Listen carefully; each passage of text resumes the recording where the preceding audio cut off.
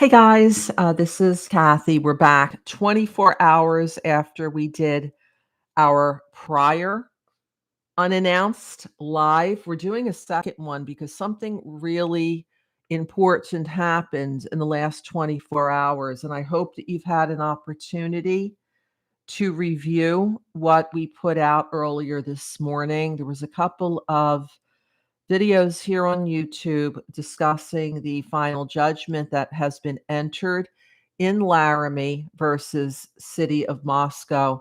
But what I didn't put out at that time was the memorandum decision granting, in part, plaintiff's complaint for permanent injunction. This is the 13-page document that Judge Marshall had referred to in the judgment. It's a final judgment. The plaintiffs did not get everything that they were asking for. That's why it's saying that it is granted in part. But what I wanted to do is I saw something in here that I know some of you has said, do you think this is going to get appealed? Will the media get involved? There may be an opportunity for someone, the media perhaps, someone licensed in Idaho. Hi, Christina. Thanks for being here. I hope you're well. I hope you're doing well. Thank you. I got one person listening. That's great. I want to go over this 13-page, not all of it, unless you want me to read word for word. I'll be happy to do that. But what I wanted to do is go over the fine points and talk to you about there's one thing here that Judge Marshall's saying the Idaho Supreme Court hasn't ruled on. So it might be fair game if the media comes back, as they've done several times in this case, to try to get the gag order set aside, which they were successful at after trying to do so for a couple of years and trying to get the case open, which unfortunately they were not. So let's say hello to everyone. Christine, I see Tina here. I see Amy here. I see Aunt Clara listening. Great. Okay, thanks, guys. I got 6 people. That's 6 times more than what is necessary for me to continue. So that's great. And I know a lot of people will be listening later or through my podcast, but I'm going to read to you. I'm on a distribution list with the City of Moscow, asking, as a podcaster, as key events come through for this case, to let me know. And I got 2 documents. One I've already discussed, which is the final judgment. Now it's the memorandum decision granting in part plaintiff's complaint for permanent injunction. So I want to read part of this to you. This gives Judge Marshall's reasoning. And this is what, if there was an appeal in this case, if the media decides to come back in, make an appearance for like the 6th time as they've done before, this is what they'd be reading from. Okay, it says here, the matter is before the court on plaintiff's complaint for injunctive relief seeking to restrain and permanently enjoin the defendant, City of Moscow, from releasing certain records related to the unalivings of their family members pursuant to IRCP 65 and IC 741241C. I'm going to stop right here and try to go through some of the legal mumbo jumbo to try to explain what some of the things that are being cited in here.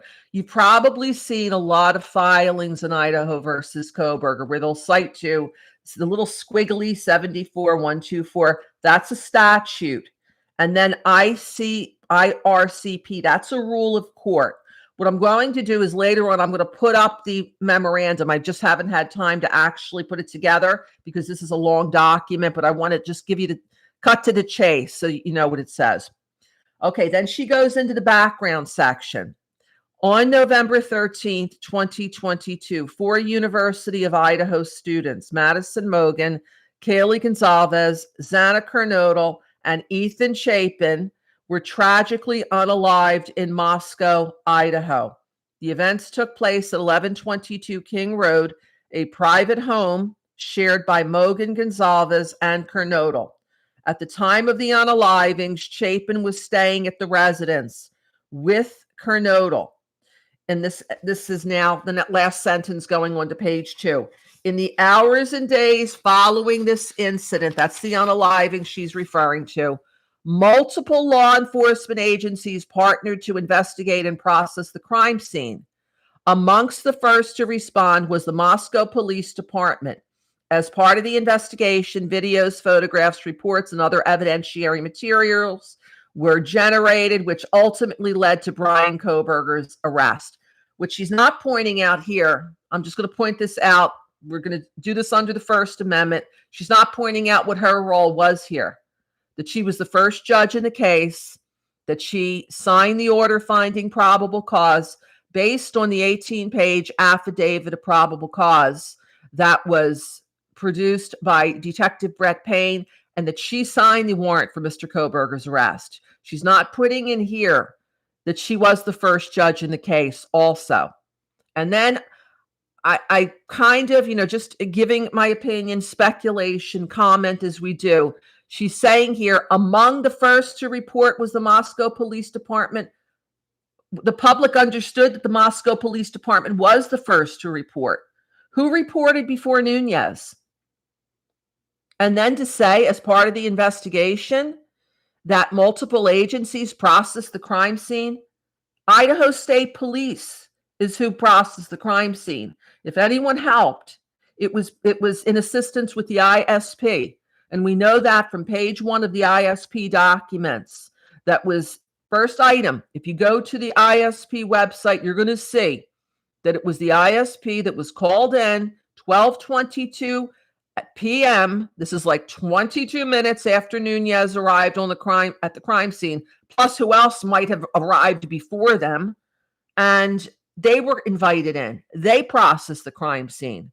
So I'm throwing in just some comments and opinions. What do you guys think so far?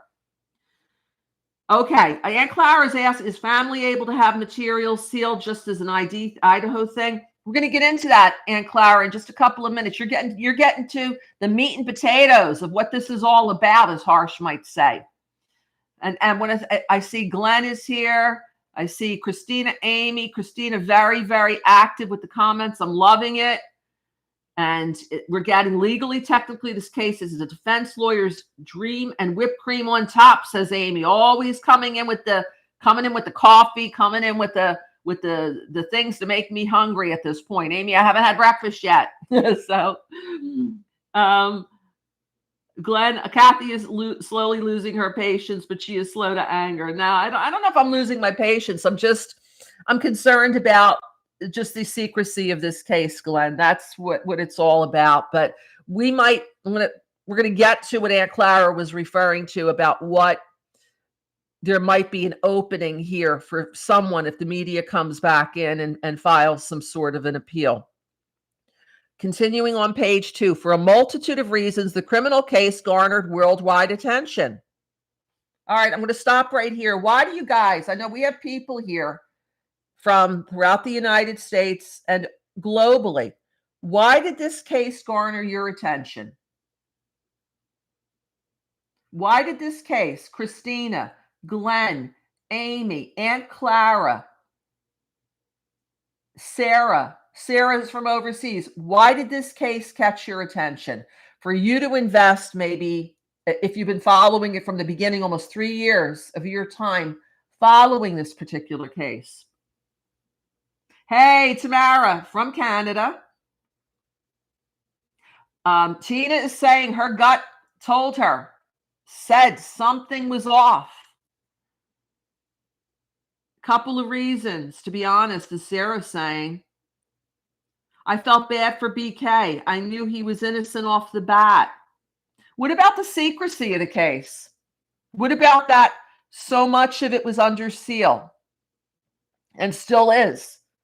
3 months ago today, he stood up in open court and he pled guilty and the trial was canceled. That was the time when I think a lot of you, I certainly was, I was thinking that at the trial, all of this evidence that was under seal, including the many, many orders that this judge signed to sign motions to seal. She signed the first non-dissemination order, day 3 of the case, and she signed a second one. She held hearings that were behind closed doors. Is it the secrecy of the case maybe that got people interested? I know that caught my attention a lot. Aunt Clara saying she felt that there was something off from the beginning. Okay, Christina's repeating what we've seen many, many times. It's sickening, and everyone says they have never heard or seen a case like this. Sarah, I will remember what I was doing when I heard about the plea agreement. Oh, Sarah, we all remember where we were when we heard about the plea agreement. What was it? June 30th, July 1st. We heard about it. Was like it came out of nowhere, didn't it? Didn't it come out of, I mean, I was literally at that time putting out surveys to my followers on the podcast and here asking, what do you guys want me to follow? This case is coming to an end. We got a trial coming up by October. The trial should be concluded, and then we're going to have to look at other cases. And then it was like, what?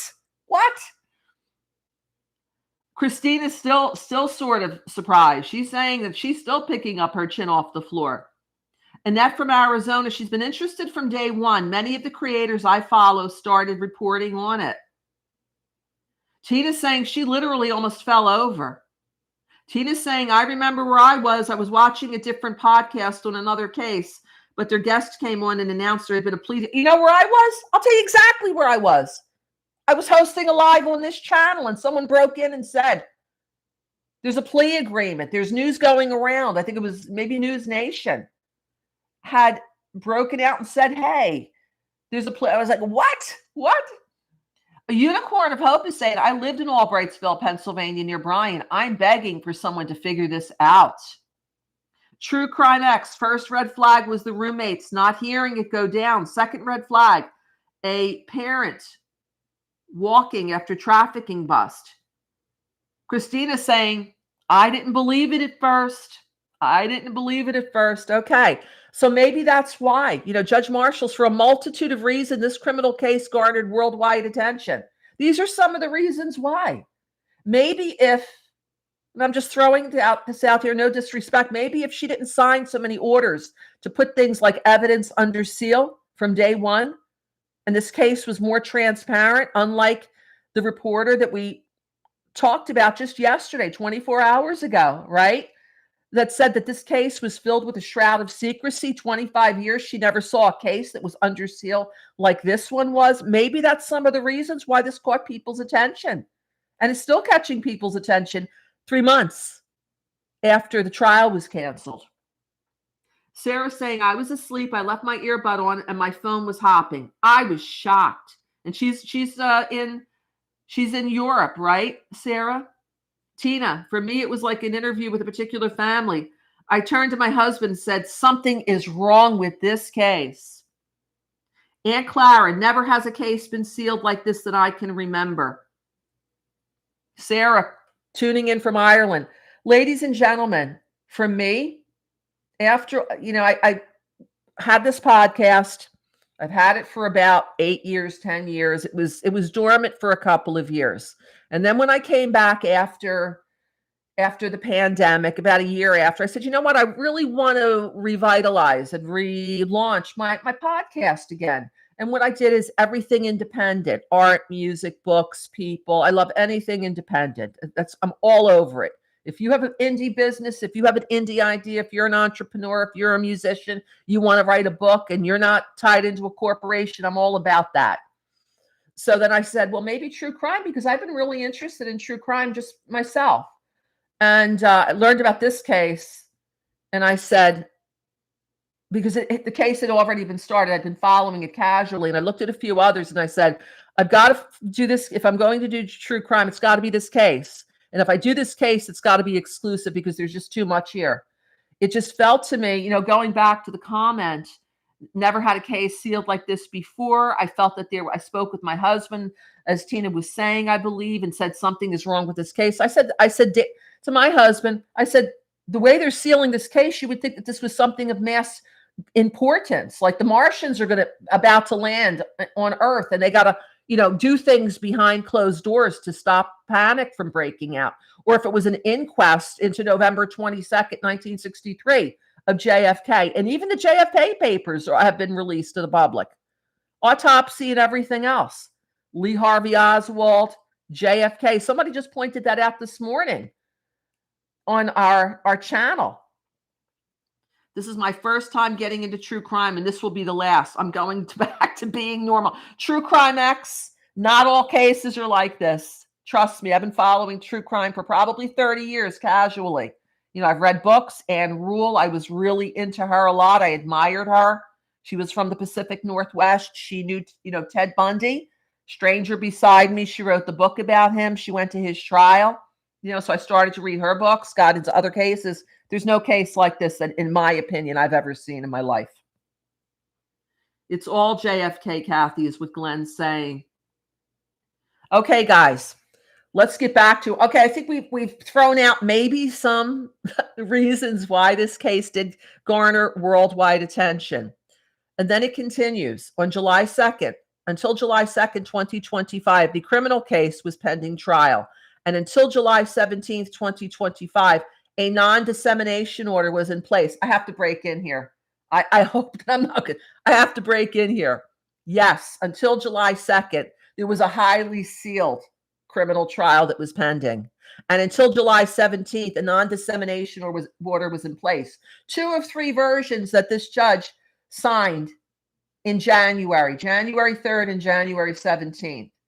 The one that was in place thereafter, that was signed by Judge John Judge, that was with Judge Hippler set aside finally on July 17th when the media got involved. But okay, let's get back here. Well, we're going to stop from the chambers here and throwing things out. Going back here. Going back to this memorandum. Okay. Oh my gosh. I'm going to bite my tongue on this next line, but you guys can probably figure out what I'm thinking. Until July 2nd, 2025, the criminal case was pending trial. And until July 17th, 2025, a non-dissemination order was in place, which prevented the disclosure of certain records to preserve the parties' right to a fair trial. Again, no mention that it was put in place from basically day 3, who put it in place, and that on top of the gag order was all these documents sealed. Yeah. On July 23rd, a judgment of conviction and commitment was entered, concluding the criminal proceeding. I have to again put in a comment here. Yes, it's true. The active criminal prosecution of State versus Brian C. Kohberger was concluded on July 23rd, but it's still going on to try to figure out what they're going to do about all of the documents that were sealed. What I call the Mount Everest of documents that were sealed, starting with Judge Marshall, who sealed a lot of documents in the case, including discovery, which is evidence. This case will probably go on at this pace, I'm predicting right now, for 2 more years before Judge Hippler gets to the beginning of the case, January, February, March, showing all of the orders that Judge Marshall signed under seal regarding all of the evidence that was requested from DoorDash, from the different banks, Verizon regarding the 8458 phone, for the K-bar. All of this stuff is under seal, and it's probably going to be under seal for a very, very, very long time, because as of right now, Judge Hippler is still going through the first 2 months that he's looking at, which is for June and July of 2025. Okay, let's see what people are saying here in chat. Yes, they allowed book. Right. Oh, Aunt Clara is pointing out, yet they allowed books, TV shows, and so much more BS to go. Let's not forget what happened in May of 2025, shall we? Does anybody recall? At the final pretrial conference, there was some sort of a hearing behind closed doors once again that started it. Meeting the final pretrial conference started a little late. What was Judge Hippler addressing with the state and the defense? Remember the document hold orders? The Dateline was doing a night on King Road, and they were showing video of suspect vehicle 1, allegedly from the 1112 camera. And they were showing photographs from allegedly Mr. Kohberger's phone. And they were talking to people. And it was like, wait 1 second here. And Clara, is this going to what you're thinking of right now? Because for 2.5 years before that time, the public was told, no, I'm sorry.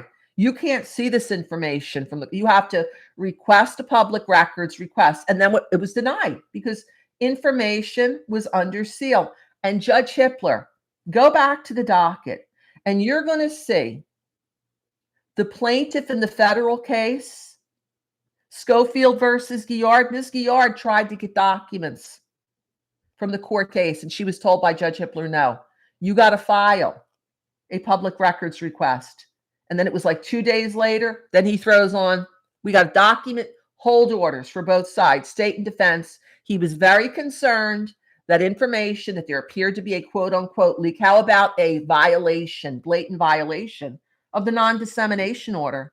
How about how that goes to a right to a fair trial? How about how that goes to the public for 2.5 years was denied access to so much information and evidence, but somehow it gets into Dateline's hands? Is that what you guys are talking about? Yep. And Clara, I think, is saying yes, and that is confirming. She's also concerned about the leak. And where is the leak right now? Everything about the leak and the investigation they're supposed to be doing, oh, it's under seal. It's under seal as well. Let's get back to this page 2 of this court order, this memorandum. Since July 23rd, the city has received over 1,150 public records requests for information related to the criminal investigation. Well, I'm surprised it's not 10,000. After for 2.5 years, people being told you can't have anything.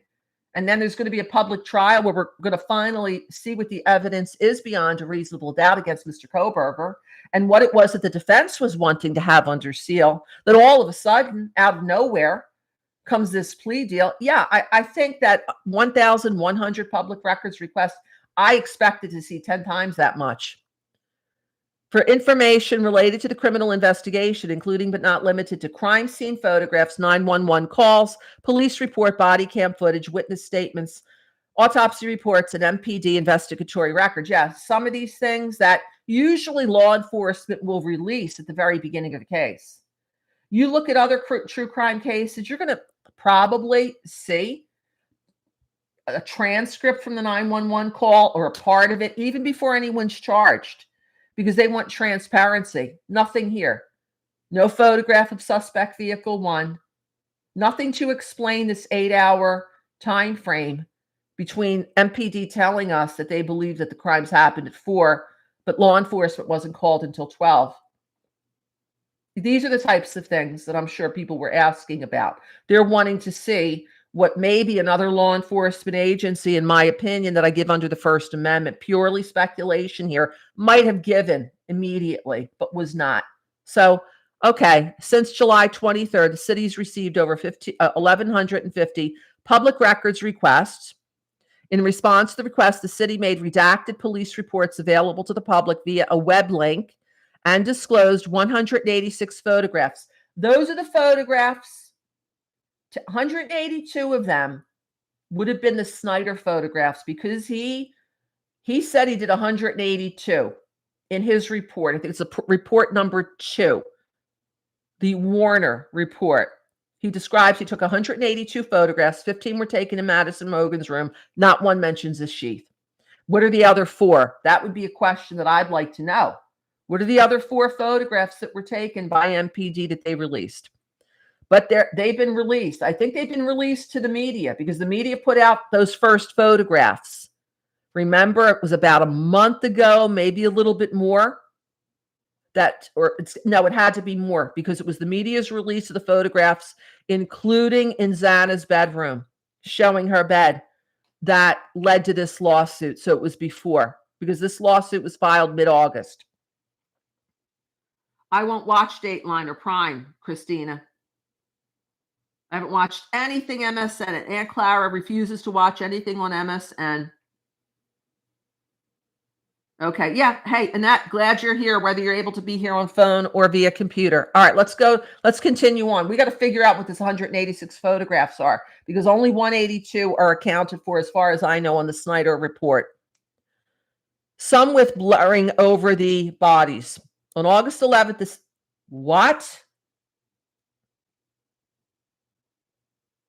I must have missed this before. Listen to this.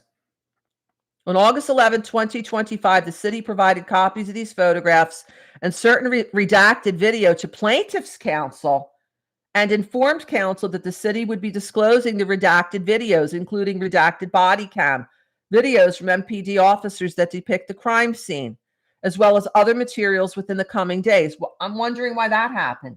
Case is closed, but yet the city decides they're going to communicate to plaintiff's counsel what they're about to do. Sounds like to me they gave the heads up, the city of Moscow. That's just my opinion I'm giving under the First Amendment. Freedom of speech and press.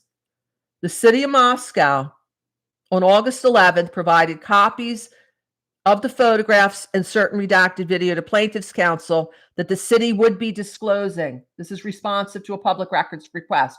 So it appears the heads up was given to plaintiff's counsel by the city of Moscow. What do you think about that? Hey, Judy, glad you're here. The case is over. Why is the city still communicating with plaintiff's counsel? Plaintiff's counsel didn't do a public records request. Somebody submitted a public records request, and the city of Moscow decides they're going to contact plaintiff's attorney and let them know. On August 11th, the city provided copies of these photographs and certain redacted video to plaintiff's counsel and informed counsel that the city would be disclosing. So this is not anything that had already been disclosed. Would be disclosing the redacted videos, including redacted body cam videos from MPD officers that depict the crime scene, as well as other materials within the coming days. Upon reviewing the photographs and video provided, plaintiff's counsel emailed a response to the city objecting to the release. There's no lawsuit going on here. There's nothing. These are the two sides communicating. After the Kohberger case is closed, and responsive to a public records request made by someone. Okay, plaintiff's counsel emailed a response objecting to the release of any additional materials of the case because it would constitute a violation of plaintiff's personal privacy. There's no lawsuit filed yet. There's a pending public records request. No lawsuit filed yet. Next paragraph. Okay. This happened August 11th, August 12th.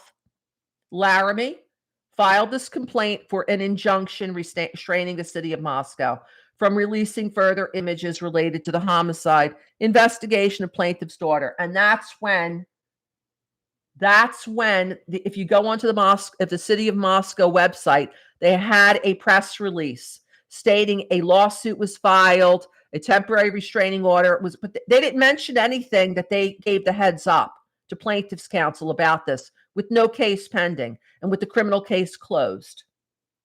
Okay.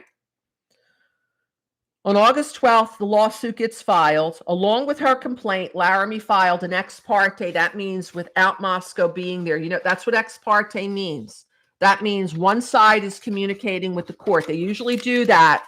You might see it in with domestic situations where the person's concerned, someone's going to take the children and leave the state.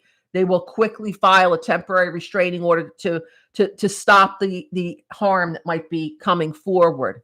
Following an in-camera review, that means that Judge Marshall looked at these in camera, like when you see that Judge Stephen J. Hippler or Judge did an in-camera review. It was an in-camera review of the redacted body cam videos and approximately 181 photographs. What about the other three? They just said that there was 184 that were going to be released. An order granting plaintiff's motion for temporary restraining order and a temporary restraining order were issued August 15th. That temporarily restrained the city from disclosing any images, video, audio depicting the inside of Mogen's bedroom until a hearing or a permanent injunction was granted. Nothing here. Nothing here.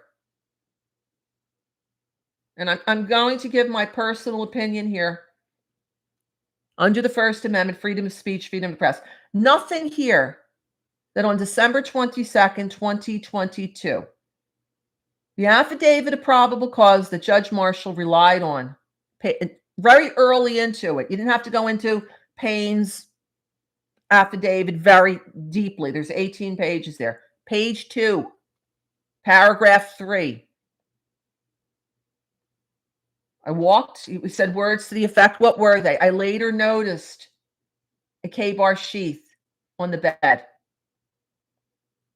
She found probable cause based on that affidavit of probable cause. No mention of the sheath being in the room here. Just giving that as my opinion. Then she says here, then it says here, on August 23rd, plaintiffs filed their first amended complaint. They added Stacy and James Chapin and Maisie Chapin as plaintiffs. Plaintiffs seek a permanent injunction restraining the city. This is what they asked for. Now recall, this is just in part. They wanted these things.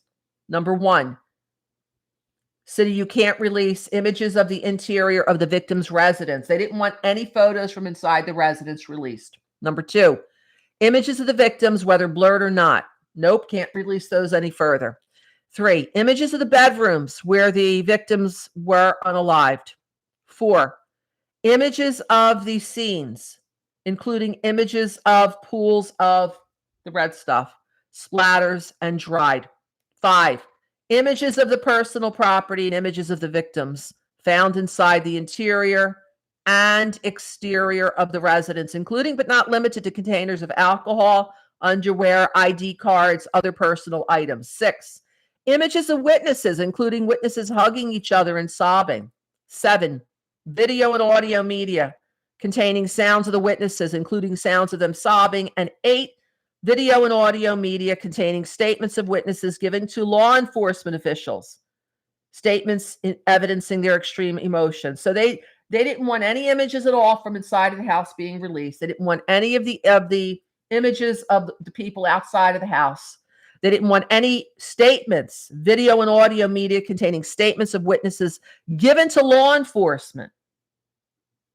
This is what they wanted, basically the entire, not the entire thing, but a lot of the evidence from the files suppressed by this permanent restraining order. I'm going to put this down for a second before we go any further. What do you guys think so far?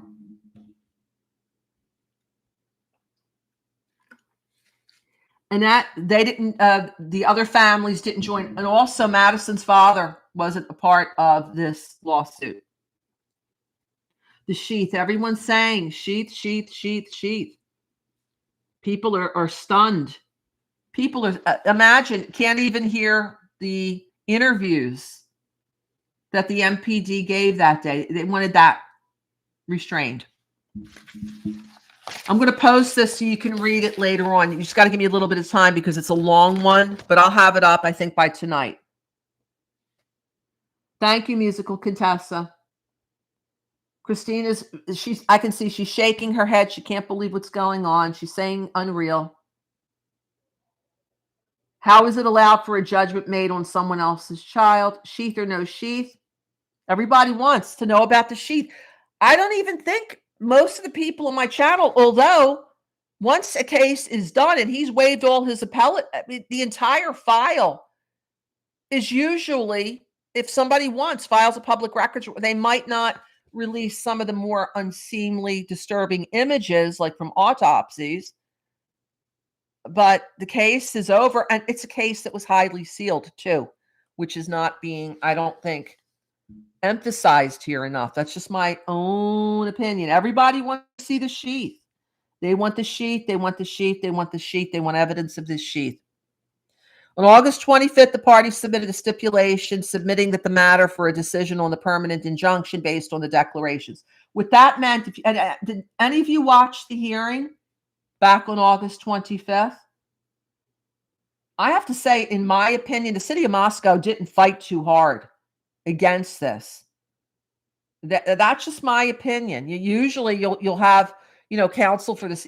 What we did was right. The law says this. We have no say here, but I don't know. Our daughter on the spectrum, I saw that brought up so many times at the beginning. I'm not sure I would even believe a picture. It might be Christina. I can't say you're wrong at this point because it's been so long that it's been under seal. and for reasons that I just don't know. So right now, if they were to release something, people would question if it's photoshopped or not. People would question. Amy's she's chiming in here with her cup of coffee. She agrees. So anyway, it goes on. It talks about what happened at the hearing, that it was taken under review from late August until yesterday. And she goes into the legal standard on page number 4, and she goes into the analysis of the Idaho Public Records Act. This is at the bottom of page 4 going into 5. She says, accordance with Idaho Public Record Act, there is a presumption that all public records in this state are open for exception, except as otherwise provided by that. That's when you see that IC squiggly 74, that's the statute. And so she says, usually, it's like what Judge Hippler said. I think a couple of you reminded me yesterday at the live. Remember when the media came forward and they were really getting concerned that so much was under seal? And he said that, I told these guys, stop filing motions to seal. It's got to be the exception, not the rule. You got to show under the statute. And what does he proceed to do? According to the reporter from the AP who filed the declaration July 14th, she said he signed more orders sealing things than anyone else. More orders sealing things started happening in January of 2025. Okay, Christina, my pleasure. Happy to be here and doing this. Okay, you guys are not investigated. Very disappointed with the investigation is what people seem to be saying here. And they want to see proof. They want to make sure that the sole defendant and the correct defendant has been sent to the penitentiary, doing their civic duty here. Because the courts and law enforcement, defense attorneys, prosecution, they yield a lot of power. And a lot of that power was yielded behind closed doors and in sealed documents in this case. My opinion. And so if we continue on, she talks about the law. It's the presumption that these files are discoverable. Case is closed, but there's some exceptions here. Some of it is privacy. Violate privacy interest of the person identified when such interests are weighed against public information. So then she comes into this interesting issue at the bottom of 6. Some of you have said, what about family? Okay, it's not them that are in these photos. These are adults. And none of them, as far as I know, left a will stating that anyone would then be able to speak for them when they're no longer in this planet. So here's what the court's saying here. Plaintiffs have standing. They have the ability to come in here and to assert a privacy interest on the records. So she's finding here that parents of adults that were horribly, yes, no question, horribly unalived, horribly, but that they have standing. They have the right to come in and speak on behalf of their family members. She says the court must determine what privacy interest, if any, the plaintiffs have in the law enforcement records they seek to keep from the public. To determine this, the court must look to the language of the statute and cases which interpret what constitutes, quote, an unwarranted invasion of personal privacy. How many times did we see her signing orders that said just exactly that? In this case, Judge Marshall, Judge Hippler, Judge, they all did it because that was the good cause that was stated in the multiple motions and stipulations to seal. Unwarranted invasion of personal privacy. Okay, so she's going into that. But then if we get on the next page, she's basically saying that there isn't anything directly on point. So she's got to kind of figure this out on her own, which means that if the media comes in here and decides to, for the 6th time, in the name of the First Amendment, in the name of the people, decide that they're going to come and try to at least get information about that sheath disclosed to the public, They say right here, guys, page 8. The Idaho Supreme Court has yet to address the issue of whose privacy interest is protected under IC 74124. That's the statute. But cases, so she's going to the U.S. Supreme Court to interpret this. But cases from the U.S. Supreme Court have interpreted a similar provision under the Federal Freedom of Information Act. So she's going to a Federal Freedom of Information Act to interpret a state case, a state statute. Okay. There is, however, unlike the IPRA, there is no definition of unwarranted invasion of personal privacy within the FOIA statutory scheme, leaving the issue of whose privacy interests may be asserted or protected to federal courts to interpret. So this is an area of the law. Remember way back when the IGG issue was being so heavily contested between the state and the defense. The defense was really wanting all the IGG stuff. And Judge wrote in the order, this is a case of first impression. This is emerging. This is new in the law. So Judge had to try to figure it out without the ability to cite to, the Idaho Supreme Court, they've dealt with this exact issue and they have said this. Oh, the Idaho Supreme Court, they dealt with that exact issue. They said that. That's what she's saying here. She's saying the exact same thing. So in the end, we saw what the result was. We saw that she denied a lot of what they were asking for. But she did say that as it relates to the students and, unfortunately, some of the fluid that resulted from these attacks, all of that, she's barring the city of Moscow from releasing in the future. Hey, Caleb. Good afternoon, Kathy's Indie Zone and all Indie Zoners. Yeah, everybody's calling you guys Indie Zoners now. I like it. I have to like it. What do you guys think? What do you guys think? Okay, there's a possibility, potentially, that this decision could be challenged on the grounds that, on the First Amendment, that there's no other comparable place to go to for this evidence. This is an area of the law that the Supreme Court of Idaho has not ruled upon. Maybe or maybe not, it's improper to try to reach out and see what federal courts are doing to interpret a state statute, right? What do you think? Thank you, Aunt Clara. Aunt Clara, what do you think about all this?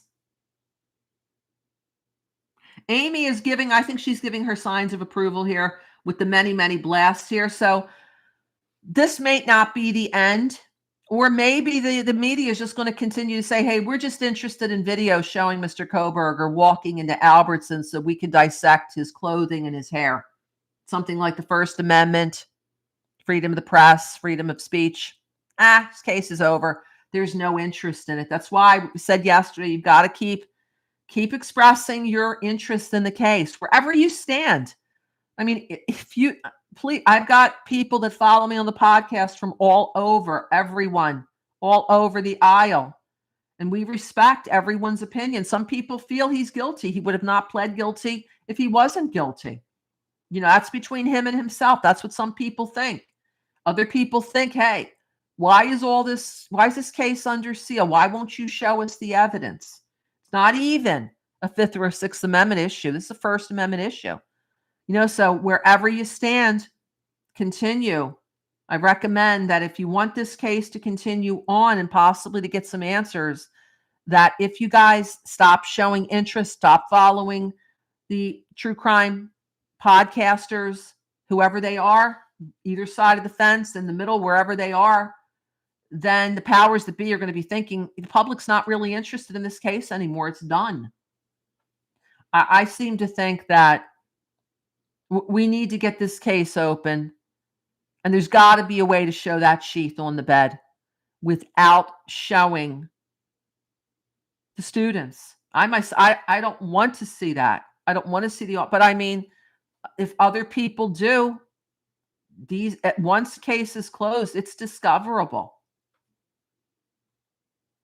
Glenn's agreeing. He really, Glenn wants to see the sheet. That's the number one piece of evidence in the case, right?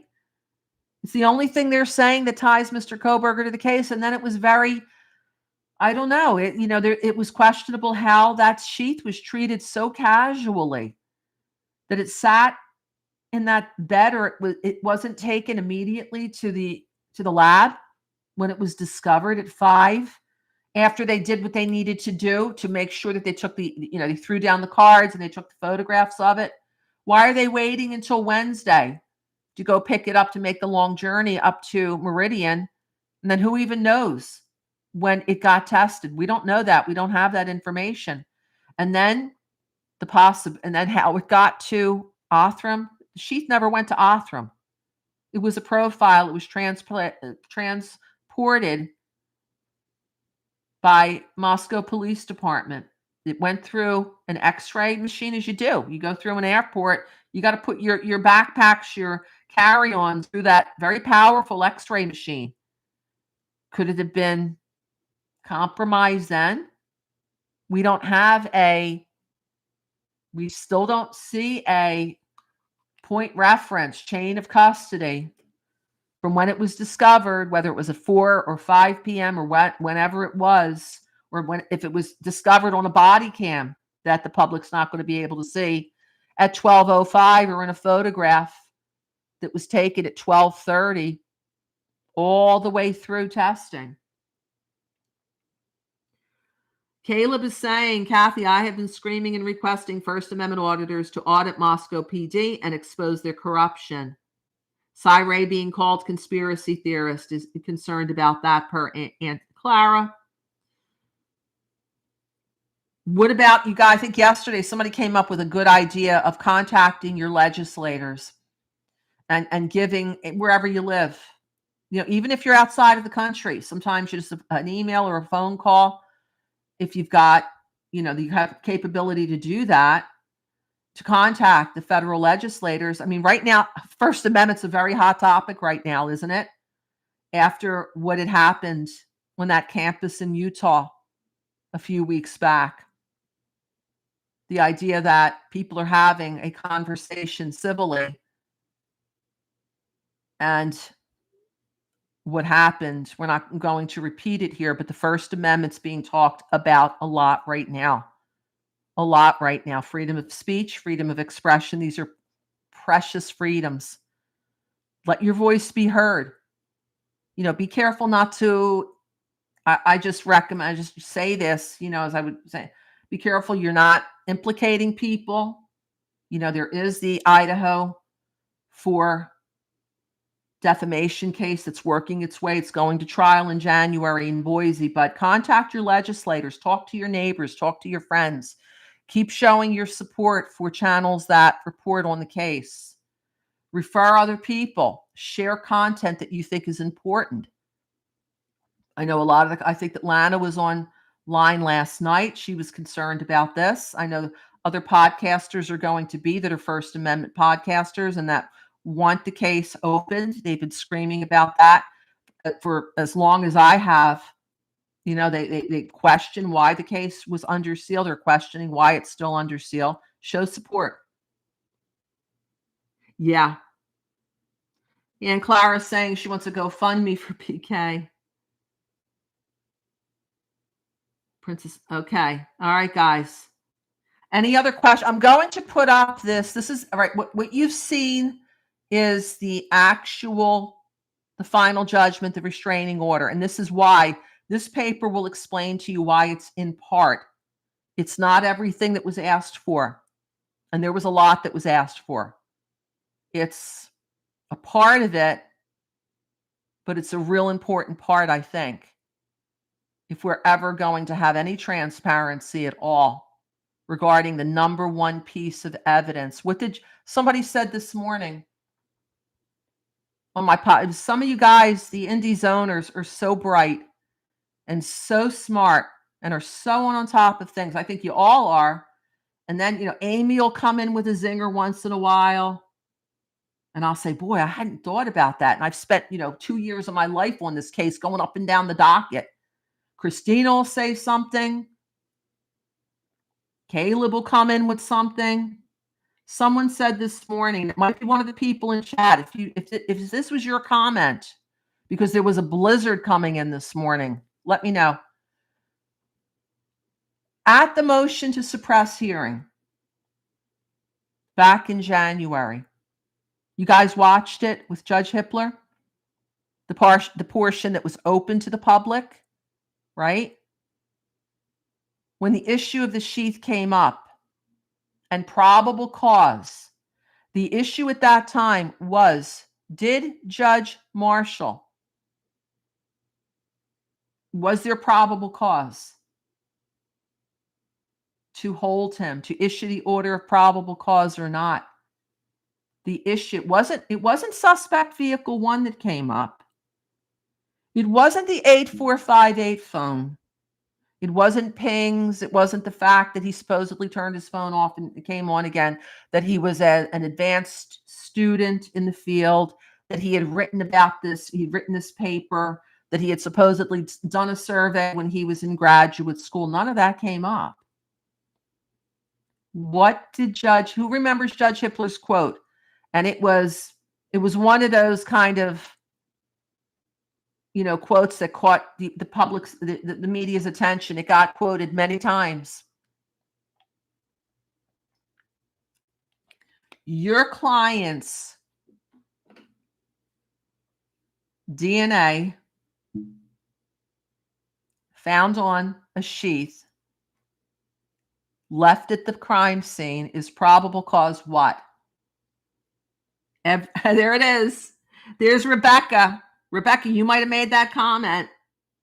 It is your client's DNA left at the scene on a sheath is probable cause every day of the week and twice on Sunday. We want to see that sheath, right? The public would like to see that sheath, Judge Hippler, Judge Marshall, and Judge Sean Judge.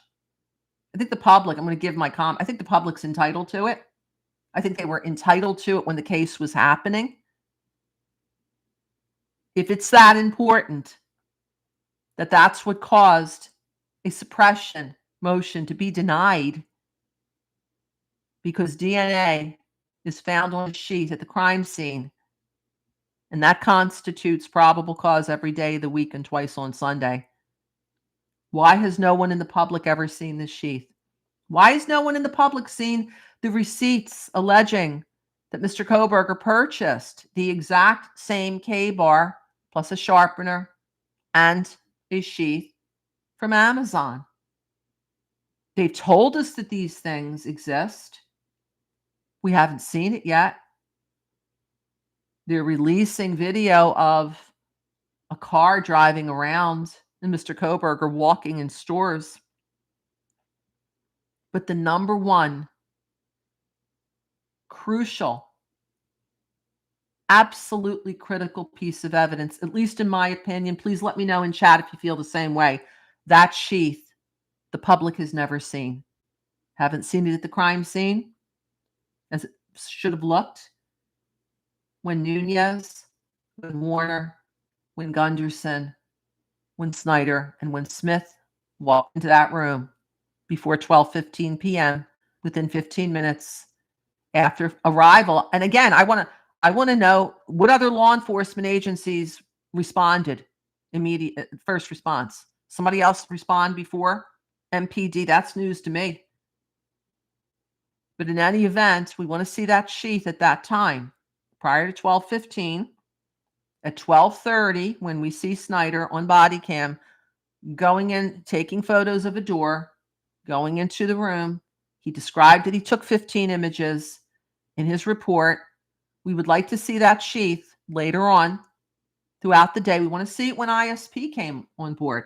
ISP arrived. I think you see it in the body cam, the big truck that arrives. That's the Idaho State Police, and a few of their officers arrived right beforehand. We want to see what that room looked like when ISP went in there for the first time. Perhaps at that second walk through the Payne does not talk about in the affidavit of probable cause, when later saw the sheath. Maybe that's when he saw the sheath, when the ISP walked in there. And when they started processing the crime scene, as they did immediately after that second walkthrough of Detective Brett Payne, like to see photographs of that sheet then. Then the students, according to the Idaho State Police, and they would know they processed the crime scene, were removed at approximately 8 p.m. Where was the sheath at that time? Because what we know from the ISP is once the students were removed, I think the sheath would still be placed on the bed, because what the head of ISP said is that when ISP left the crime scene just after midnight, all of the evidence was turned over to Detective Payne of the MPD. I'd like to see a photo of that sheath after it's removed from the property and turned over. I want to see it at the Moscow Police Department. I want to see how they kept it, if it was in a paper bag, who had responsibility from it. I want to know it went from Payne to who, to who, to who, to who, to who, to finally the ISP on the 16th, turned over by one ISP official on the 16th. He gave it to someone else. I want to know when it got to Meridian finally. I want to see a picture of it then. I want to see a picture of it on the lab. And if possible, a case this big, I would imagine that whatever that technician did with that sheath, in one of the most notorious cases in Idaho, if not the United States recent history, I would think that that would be filmed. I'd like to see that. And then I want to see, as much as we can, of the removing of the profile, how that was stored, and so forth. I don't think that's asking too much. What do you guys think? Caleb. he just said here, thank you, Caleb. Yes, we the people are not asking for much. Won't happen, Kathy, paper bag or not. Glenn's saying here, musical Contessa. Why did some hoodie guy say someone's going to get you? Amy, that's why Thompson said PCA now is insignificant. Oh, Amy is going back to that infamous quote that was made still when the case was in Latah County. Hey, the grand jury's returned an indictment. PCA is not significant. Well, let's go backwards. Let's start pointing the dots together. Without the PCA, there would be no grand jury. Because without the PCA, there wouldn't have been an order of probable cause. There wouldn't have been a warrant issued for Mr. Kohberger's arrest. Mr. Kohberger would not have been arrested and detained in the Latah County Jail for several months on the way to a preliminary hearing that never happened, right? That would have been held before Judge Marshall, supposed to be the end of June. That got canceled, just like the trial got canceled when the indictment got returned. That's when he made that comment, Amy. Correct me if I'm wrong, but it was at that point in time that he said, hey, the PCA is insignificant right now. We got the indictment, but kind of smoothing over, in my opinion, First Amendment, how they got to the grand jury. What do you guys think? A lot of people are hands up. I wonder why Mr. Kohberger has not announced a brand new attorney. Musical Contessa, why? Do you think that he needs a specific attorney, appellate attorney? Pled guilty. I mean, people will tell you, hey, he stood up in an open court, pled guilty.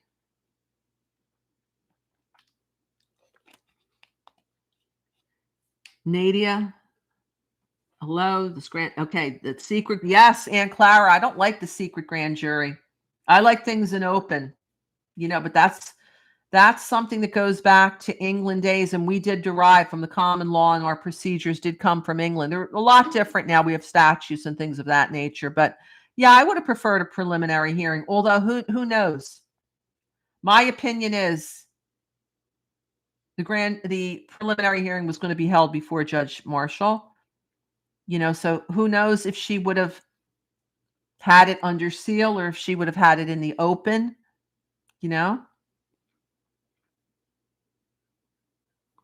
Okay. Guys, any further questions? Caleb, thank you. Really, I mean, you're really interested in this. I really appreciate your interest in this case. Okay, guys, I'm going to get back to work. I'll have this a video up with all of the pages from this memorandum so you can see it, because I know the followers of this channel, our podcast, demand to see documents for themselves. So stay tuned. If you haven't subscribed to the channel, please do, and hit the notifications so that you will get a notification. And if you like I'd really appreciate it if you could like this video. And if you want to keep the conversation going, amongst other people that are First Amendment proponents, please make sure that you comment and keep the discussion going. Respond to other people if they raise an interesting point. And I want to thank you. Caleb, thank you. Glenn, thank you. Big thank you from Christina. Christina, I'm loving that avatar. It's reminding me Halloween is coming very soon, isn't it? It is fall season right now. All right, guys. Enjoy the rest of your day, your evening, your morning, whatever it is, and we'll see you soon. Until next time, this is Kathy. Thank you for being here today.